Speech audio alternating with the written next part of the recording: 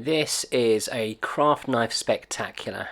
As you can see, I'm demonstrating cutting the blades of the pot plant. It's like an aloe vera plant, and I've curved one side and I'm cutting the other side just to show you.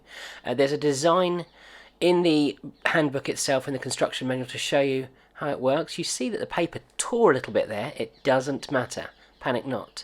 So you're making curved cuts and pushing down whenever possible. It is fiddly, but then you bought a miniature escape room, so you're going to be expecting something quite fiddly. I'm going to turn it over really carefully now, and you'll see the wavy patterns and wavy curvy shapes.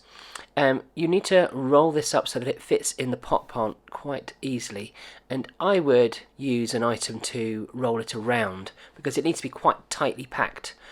So I'm using the curtain rail, again really handy little stick, although you can use anything really, a pen, pencil, spaghetti if you're desperate.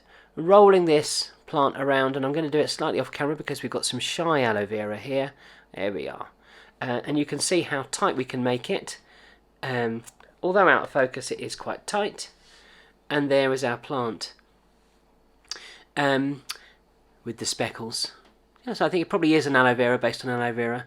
I've cut out the plant pot now. It's not got a defined flap, so you can decide how small you want it. Using Pritt stick because of course it's paper on paper. This is uncoated paper because it doesn't have a shine, so it actually photographs better.